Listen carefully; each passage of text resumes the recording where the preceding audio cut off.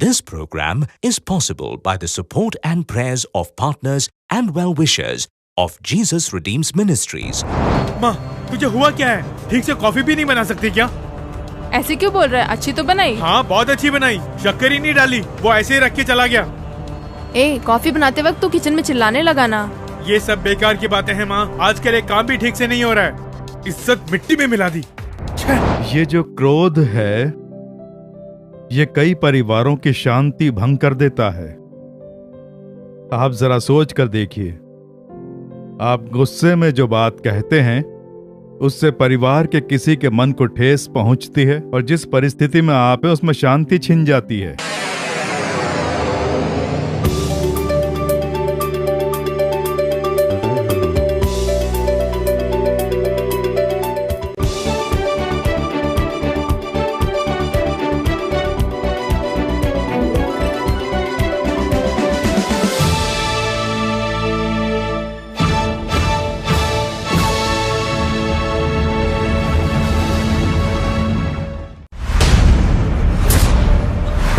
दिल्ली से चेन्नई आने वाली राजधानी एक्सप्रेस 2 नंबर के प्लेटफॉर्म पे आ चुकी है।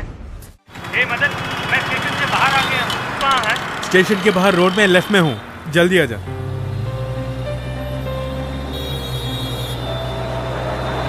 हाय वसंत। हाय यार। आजा।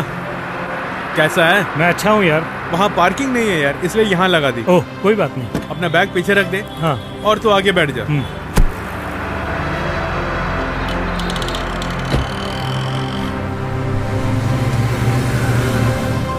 तेरा बिजनेस कैसा चल रहा है? यीशु की कृपा से अच्छा ही चल रहा है। अच्छा, तेरी मिशनरी कैसी चल रही है? मिशनरी के बारे में जानता है ना, मैंने यीशु से मेल मिलाप कर लिया। मेरी जरूरतें, जहाँ भी जाऊँ मेरी सुरक्षा, सब मैंने उनके ऊपर छोड़ दिया है। अरे वाह, एकदम स्पिरिचुअल हो गया है।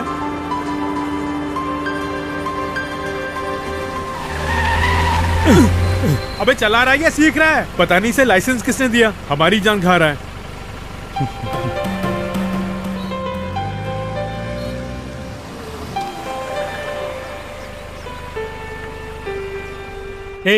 ये क्या अपने घर लेके आ गया?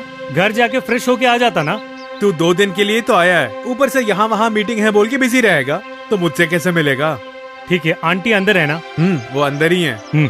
ठीक है।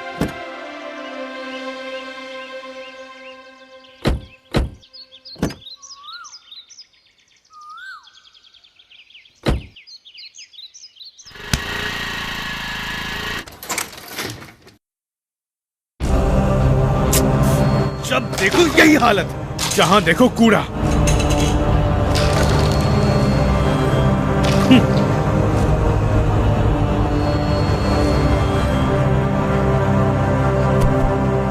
माँ, माँ। अभी आई बेटे।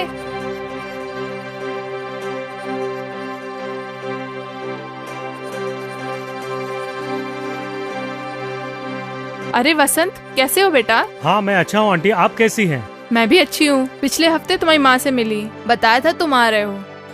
अच्छा, मैं कॉफी लेकर आती हूँ। ठीक है आंटी।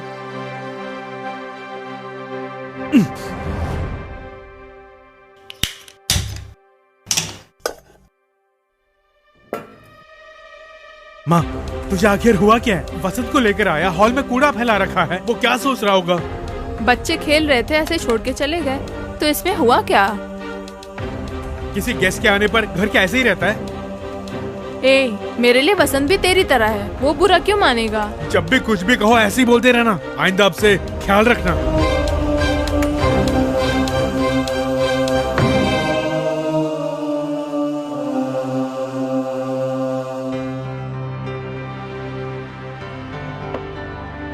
वसंत, कॉफी ले ले बेटा, मुझे किचन में थोड़ा काम है। हाँ ठीक है आंटी, आप जाइए।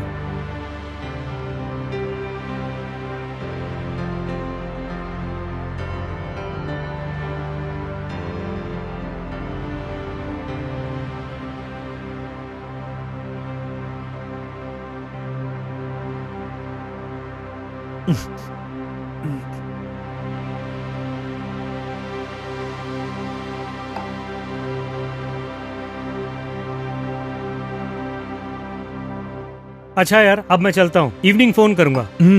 ठीक है यार। मैं तुझे ड्रॉप कर दूं? नहीं यार, पास में ही तो है, मैं चला जाऊंगा। चल। आंटी मैं निकल रहा हूँ। हाँ ठीक है, आराम से जाना।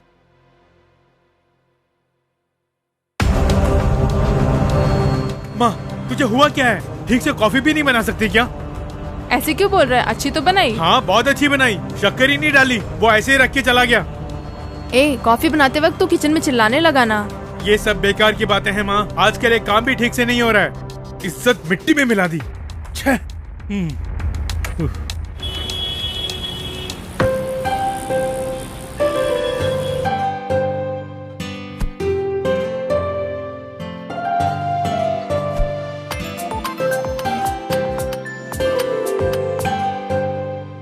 हाँ बोल। तू तैयार हो गया? हाँ बस निकलने ही वाला हूँ।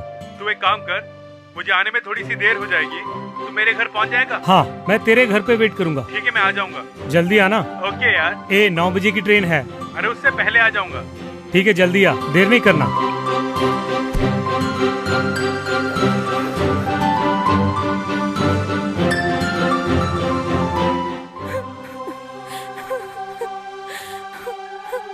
आंटी। आओ वसंत, बैठो ना।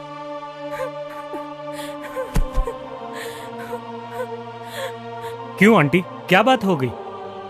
मैं मदन के बारे में सोच सोच कर घबरा रही हूँ। क्यों, क्या हुआ? थोड़ी देर पहले 2 लोग अचानक से घर में घुस आए। कोई है? अरे घर में कोई है? क्यों भैया, तुम लोग कौन हो? हाँ, मदन की माँ तुम ही हो? हाँ मैं ही हूँ। अरे तुमने कैसी औलाद को जन्म दिया? अगर वो ऐसे ही रहा ना तो तुम्हें बहुत पछताना पड़ेगा। क्यों भैया, ऐसा उसने क्या किया?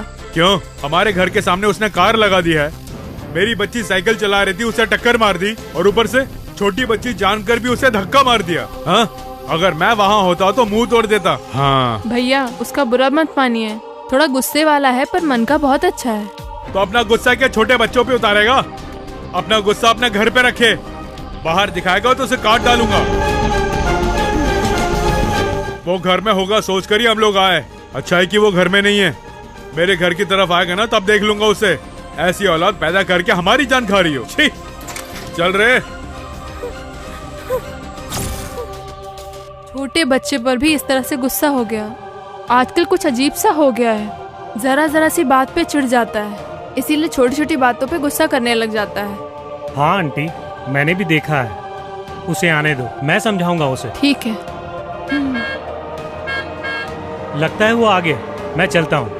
आप चिंता मत कीजिए, प्रार्थना कीजिए, प्रार्थना करने से सब ठीक हो जाता है। ठीक है आंटी, अब मैं चलता हूँ। बैठ बैठ, जल्दी बैठ, टाइम हो गया।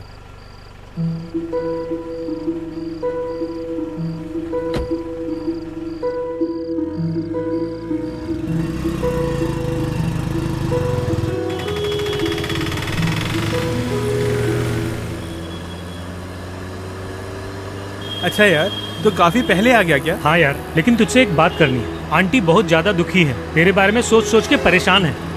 मेरे बारे में सोच सोच के? ये तो क्या कह रहे हैं?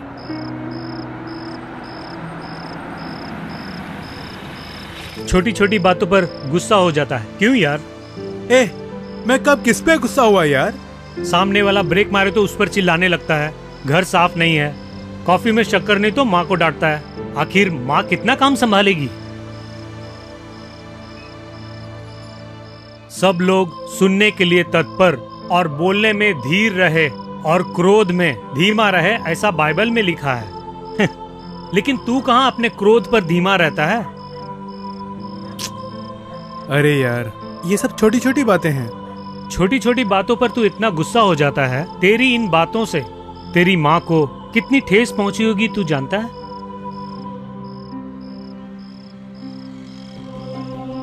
आई एम सॉरी यार, मैंने ये कभी सीरियसली नहीं लिया।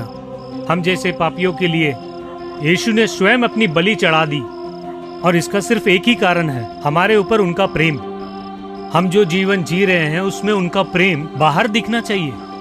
दूसरों से प्रेम रखेगा तभी सब जानेंगे कि तू एक सच्चा मसीही है।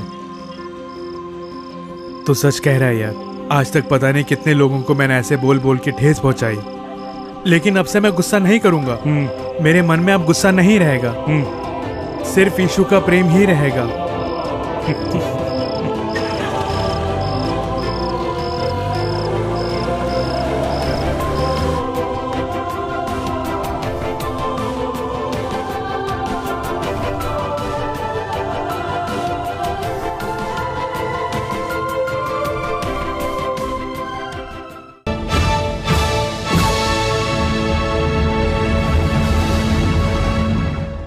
मेरे प्रिय मित्रों, यीशु मसीह के नाम से आपका हार्दिक स्वागत है।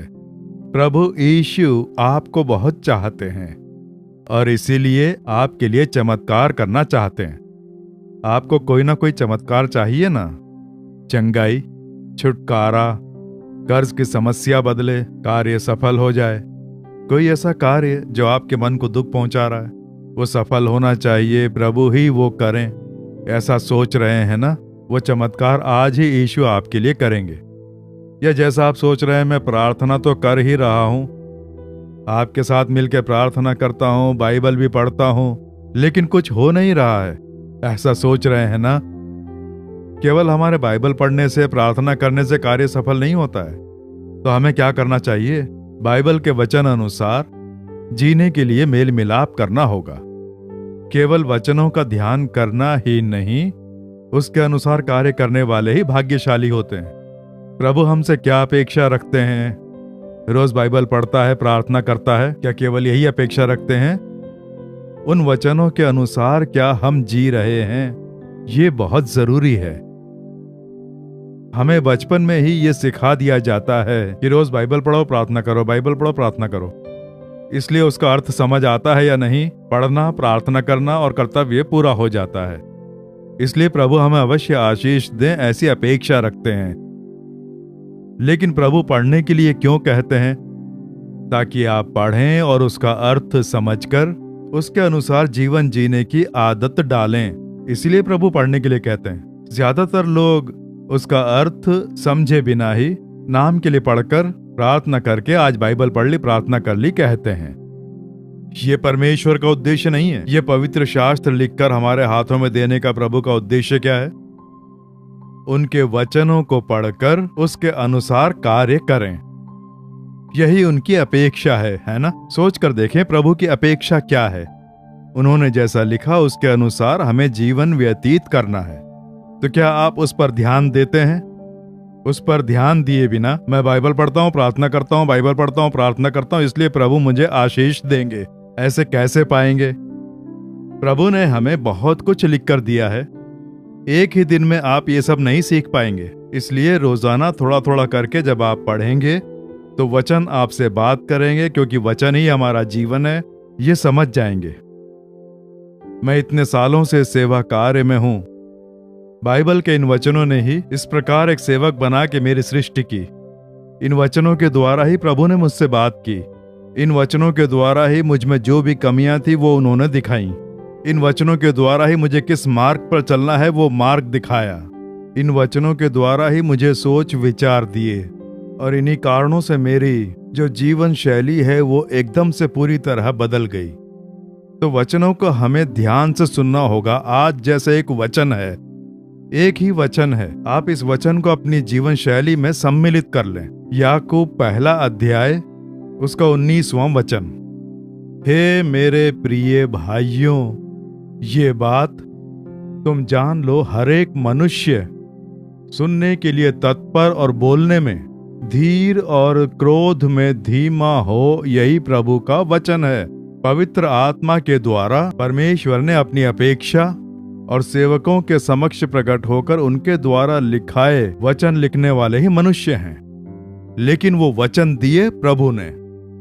तो प्रभु हमें एक बहुत अच्छी सलाह दे रहे हैं कि मेरे बेटे, मेरी बेटी, तू सुनने के लिए तत्पर रहे। ये क्या बोल रहे हैं? वचनों के बारे में क्या कह रहे हैं? यीशु इन वचनों के द्वारा मुझसे क्या कहना चाह रहे हैं? ऐसे सुनने के लिए तत्पर रहें। बोलते समय धीरज रखें। जल्दबाजी में क्यों बोलना? हम अपनी जबान से ही कई सारे पाप कर डालते हैं। धीरज रखें, जल्दबाजी में कुछ ना कहें, कहकर धीर और क्रोध में धीमा रहे। क्रोध, ये जो क्रोध है ये कई परिवारों की शांति भंग कर देता है। आप जरा सोच कर देखिए, आप गुस्से में जो बात कहते हैं उससे परिवार के किसी के मन को ठेस पहुंचती है और जिस परिस्थिति में आप है उसमें शांति छिन जाती है। गुस्से का स्वभाव बहुत ही भयानक होता है। हमारे अंदर से निकलने वाले कई स्वभावों में से एक है गुस्सा। तो क्या हम गुस्सा ना होएं, बिना गुस्से के ही जिए, ऐसा सोच रहे हैं? नहीं, गुस्से के बिना रह नहीं पाएंगे। यीशु भी तो क्रोधित हुए। क्यों क्रोधित हुए? परमेश्वर के मन को दुख पहुंचाने वाला कार्य होता है तो यीशु क्रोधित होते हैं। उसका एक कारण है। कुछ लोग हर बात में गुस्सा होते हैं। यीशु क्या हमेशा गुस्से में रहते हैं? नहीं, कुछ कार्य, कुछ गलतियां जब होती हैं तब वो क्रोधित होते हैं। लेकिन कुछ लोग हमेशा गुस्सा, हर बात में गुस्सा करते हैं। रोड पे जाते हुए दूसरों को देख के गुस्सा, घर में आते ही घर वालों के ऊपर गुस्सा, ऑफिस में जाकर हर एक के साथ गुस्से में बात करना, हमेशा गुस्सा। गुस्सा नाक पे चढ़ा रहता है। ये आप जिस परिस्थिति में हैं उसमें खुशियां छीन लेता है। आप ही सोच कर देखें। एक बार एक बूढ़े पिता आए। कई साल पहले एक गांव में सेवा कार्य के लिए गया था। उनसे मैंने पूछा किसके लिए प्रार्थना करनी है। उन्होंने कहा, भैया मैं अच्छे से बाइबल पढ़ता हूं, प्रार्थना करता हूं, उद्धार पाया है, प्रभु की संतान बनके रहता हूं, लेकिन अपने गुस्से पर काबू नहीं रख पाता हूं। जैसे ही मुझे गुस्सा आता है मैं गुस्से में बात करने लगता हूं। इससे मेरी पत्नी और मेरे बच्चे बहुत दुखी रहते हैं। तो आप कैसे बाइबल पढ़ते हैं, कैसे प्रार्थना करते हैं, बोल रहे हैं प्रभु की संतान है, ऐसे गुस्से में बात करते हैं? जब कहा, क्या करूं, मेरे कारण प्रभु का नाम खराब हो रहा है भैया। जानता हूं ये गलत है पर छोड़ नहीं पा रहा हूं, बहुत दुखी हूं, इसलिए मेरे लिए तुम प्रार्थना करो। इस प्रकार से उस पिता ने कहा। वो जान रहे हैं कि गुस्सा पत्नी को दुखी करता है, बच्चों को दुखी करता है, पूरे परिवार को दुखी करता है। उनकी बातें ठेस पहुंचाती हैं, है ना? आप जानते हैं, आप गुस्सा करते हैं। ऑफिस में जाते ही उसे देखकर गुस्सा होते हैं, दांत पीसते हैं, वो बाहर नहीं दिखा पाते हैं। इसलिए जैसे ही घर लौटते हैं वो गुस्सा पत्नी पर उतारते हैं, बच्चों पर अपना गुस्सा उतारते हैं। ऑफिस में नहीं दिखा पाते इसलिए घर में गुस्सा दिखाते हैं। बेचारे घर वालों ने क्या किया? आपकी ऑफिस की समस्या में पत्नी और बच्चे क्या करेंगे? आपकी ऑफिस की समस्या में आपके पति बच्चे क्या करेंगे जो वहां का गुस्सा यहां दिखाती हैं? सोच के देखिए, उससे छुटकारा पाएं। गुस्सा नहीं करने के लिए प्रभु ने नहीं कहा, गुस्सा करने में धीमा रहने के लिए प्रभु ने कहा। थोड़ा धीरज रखें। क्यों हर बात पर आपको गुस्सा आता है? सही कारण हो तो गुस्सा करें, कोई बात नहीं। बिना किसी बात के गुस्सा करते हैं, बिना किसी कारण के गुस्सा करते हैं, जो ऐसी बातें करते हैं ना, प्रभु का नाम इससे दूषित होता है, ये जान लें। दिनकरन भाई ने एक बार अपने अनुभवों के बारे में मुझे बताया। तब मैं जब बाइबल कॉलेज में पढ़ रहा था तो एक बार ये वहां प्रचार करने के लिए आए थे चेन्नई में। तब पर्सनली मैं उन्हें नहीं जानता था, लेकिन बाइबल कॉलेज के स्टूडेंट से बात करते समय उन्होंने अपना एक अनुभव बताया। वो एक बैंक में बड़े अधिकारी हुआ करते थे। बैंक में, स्टेट बैंक में एक बड़े ऑफिसर थे। कई ब्रांचें उनके अधिकृत थीं। एक बार एक बैंक मैनेजर उन्होंने फोन किया, फोन करके कि इस तरह से एक काम है, उसे मैं कैसे करूं। तब यही बड़े ऑफिसर थे, ये आराम से उसे बताते हैं कि इसे ऐसे करो, वैसे करो, यही बैंक के रूल हैं। आराम से समझाया, ठीक है ब्रदर कह के फोन रख दिया। थोड़ी देर के बाद वही मैनेजर फिर से फोन करता है कि आपने जो कहा वो मुझे ठीक से याद नहीं रहा, मैं भूल गया, कैसे क्या करना है एक बार फिर से बता दीजिए। इन्होंने कहा ठीक है ब्रदर, ऐसे करो वैसे करो बोलकर आराम से उसे सारी बातें बताई। उसने ठीक है ब्रदर कह के फोन रख दिया। इनके पास बहुत काम है। कई ब्रांचों के जो मैनेजर हैं वो इन्हीं से संपर्क करते हैं, क्योंकि ये बड़े ऑफिसर जो हैं। उसने तीसरी बार फोन किया, फोन करके, ब्रदर ये काम मुझे समझ में नहीं आ रहा है, जरा एक बार फिर से। तो एकदम से गुस्सा आ गया। और कितनी देर समझाऊं, तुम इसे समझते क्यों नहीं हो? तुमसे मैं और कितनी देर तक बात करूं? दूसरों के भी फोन आ रहे हैं, उनसे भी बात करनी है, बोलकर ठक से फोन रख दिया गुस्से में। और करीब एक हफ्ते के बाद वही बैंक मैनेजर इनके ऑफिस में आता है। ब्रदर दिनकरन से मिलने आओ, बैठो, इन्होंने ऐसा कहा। पिछले हफ्ते बात करते करते आपने एकदम से गुस्से में आकर फोन रख दिया। ऐसा आप करेंगे मैंने सोचा नहीं था। ऐसा जो ये खींच कर बोला, उसने ब्रदर के मन को बुरी तरह झंझोड़ दिया, क्योंकि वो प्रचार करते हैं, सेवक हैं। दूसरा हो तो कोई बात नहीं, लेकिन ऐसा आपने, क्योंकि आप प्रभु जन हैं, शुभ संदेश देते हैं, आप ऐसा करेंगे नहीं सोचा था। गुस्से के बारे में फिर ब्रदर दिनकरन ने कहा कि गुस्से में उसका फोन कट कर दिया और गुस्से में ही मैंने ऐसा बोल दिया, लेकिन उसने जो मुझसे बात कही वो मेरे हृदय को छू गई। फिर बताया कि 3 दिन में उपवास रखकर रोता रहा प्रभु के सामने कि प्रभु मैं कैसे उस मनुष्य के सामने तुम्हारे बारे में बताऊं, तुम्हारे बारे में क्या मैं बता सकता हूं। मैं हक्का बक्का रह गया, मेरा गुस्सा मेरे वश में नहीं रहा। 3 दिन उपवास रखकर रोते रहे। इसीलिए तो देखिए, हर एक कैरेक्टर अपने स्वभाव के लिए रोकर प्रार्थना करके ऐसे प्रभु से प्राप्त करते हैं। इसीलिए उनके जीवन में इतनी शांति रहती है। उनकी लाइफ देखिए, जब पूरी तरह सेवा में आए, हर एक छोटे कार्य के लिए, हम आवश्यकता के लिए, छुटकारे के लिए प्रार्थना करते हैं, चंगाई के लिए प्रार्थना करते हैं, आशीष के लिए प्रार्थना करते हैं, क्या अच्छा स्वभाव पाने के लिए प्रार्थना करते हैं। मुझे शांत गुण चाहिए, धीरजता चाहिए, गुस्सा ना आए, हर एक से प्यार से बात करूं, मैं गवाह बन के रहूं, ऐसी प्रभु से प्रार्थना करते हैं, उपवास रखते हैं। सोचकर देखिए, जब भी प्रार्थना करें जगत के कार्यों के लिए हमेशा ध्यान रखें, और उससे भी बहुत जरूरी है हमारा कैरेक्टर। फल, यही बाइबल कहता है, फल, आत्मा का फल, प्रेम, आनंद, शांति, धीरज, कृपा, भलाई, विश्वास, नम्रता और संयम, ये सब आत्मा का फल है। इन सबको अपने में समाकर प्रार्थना करें, क्योंकि जब आप क्रोधित रहेंगे तो आपके परिवार में से कोई भी आपसे प्रेम से बात नहीं करेगा। बच्चे कहीं जाकर छुप जाएंगे और पत्नी आपके डर के मारे दूर हो जाएगी और आपको अकेले ही बैठना पड़ेगा। ऐसा ना होने दें, प्यार से रहें, शांति से रहें। प्रभु से कहें कि इस क्रोध से मुझे छुटकारा दें। क्रोध के पीछे एक आत्मा रहती है, उस आत्मा की क्रिया करते ही आप चिढ़ने लगते हैं, गुस्सा करने लगते हैं और शांति छिन जाती है। ऑफिस में जब भी आप गुस्से में कुछ कहते हैं तो वहां का अच्छा खासा वातावरण बदल जाता है। आपके घर में भी यही होता है, आप हर किसी से गुस्से में बात करते हैं, हमेशा मुंह फुला के रहते हैं। ये मसीही जीवन नहीं है। प्रेम से रहें, शांत रहें, गुस्सा ना करें। यीशु मुझे ये स्वभाव दो, ऐसा कहेंगे ना, प्रभु आपको देंगे। अगर आप कहते हैं कि मैं अभी भी वैसा ही हूं, तो हफ्ते में 1 दिन उपवास रखकर, इस हफ्ते 1 दिन का उपवास रखकर केवल इसी के लिए मेरा क्रोध मुझसे दूर हो जाए, मुझे शांत गुण चाहिए, उसके लिए 1 दिन उपवास रखकर प्रार्थना करें। बाइबल पढ़ के 1 घंटा घुटनों पर बैठकर प्रार्थना करें, प्रभु सब बदल देंगे, देख लेना।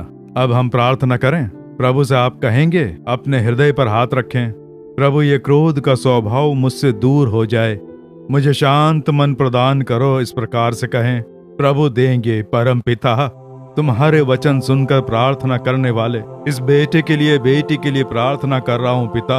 ओहो, मैंने गुस्सा कर करके अपने परिवार में सबको ठेस पहुंचाई, नौकरी की जगह पर मैंने सबको ठेस पहुंचाई। हर कोई मुझसे बात करने से डरता है, न शांति है, न प्रेम है, न नम्रता है। यीशु मुझे क्षमा करो, मेरा स्वभाव बदलो, मेरे गुण बदलो। आत्मा का फल जैसा नम्रता का गुण मुझे चाहिए। मेरा क्रोध बदल जाए बोलकर प्रभु ये बच्चे प्रार्थना कर रहे हैं, इनकी सहायता करो। तुम प्रार्थना का उत्तर देने वाले परमेश्वर हो ना। यीशु मसीह के नाम से ये क्रोध का स्वभाव दूर हो जाए, क्रोध लेकर आने वाली आत्मा दूर हो जाए। यीशु के नाम से शांति, नम्रता, परमेश्वर का प्रेम, मीठी बातें इनकी जीभ से निकले, उस प्रकार से आज से ही इनमें बदलाव आना चाहिए। मैं प्रार्थना करता हूँ, परिवर्तन लाने के लिए तुम्हारी स्तुति हो पिता। तुम्हारे वचनों का अनुसरण करके इन बच्चों ने मेल मिलाप किया, इसलिए इनकी इच्छाओं की पूर्ति करो। बीमारी बदल जाए, दुर्बलता दूर हो जाए, तुम्हारे घावों से अद्भुत चंगाई इसी समय इनके शरीर में उतर कर आए। आवश्यकताओं की पूर्ति हो, नए मार्ग खुलें, रुकावटें दूर हों, कार्य सफल हों। प्रभु संतान सुख पाकर, आशीष पाकर ये प्रसन्न हो, वैसे चमत्कार होना चाहिए। इनके लिए नौकरी के मार्ग खुलें, बच्चों को आशीर्वाद प्राप्त हो, अपेक्षित कार्यों में चमत्कार करके प्रसन्न करो। यीशु मसीह के नाम से प्रार्थना कर रहे हैं परम पिता। आमीन, आमीन। मेरे प्रिय मित्रों, प्रभु ने आपकी प्रार्थना सुनी। इसी समय प्रभु ने छू लिया। अब ऐसे ही सदा बने रहने के लिए रोज बाइबल पढ़ के प्रार्थना करें। हमारा स्वभाव और गुण बदलने के लिए आत्मा का फल हम में उत्पन्न होगा। रोजाना प्रभु के समूह में हमें प्रार्थना करनी होगी। प्रभु का आशीर्वाद हमेशा आपके जीवन में छाया रहे। आमीन। For further details and prayer support, contact Jesus Redeems Ministries, Nalumavudi, Thoothukudi District, 628-211. Our phone number 04435 454545. info@jesusredeems.org. Our website www.jesusredeems.com. God bless you.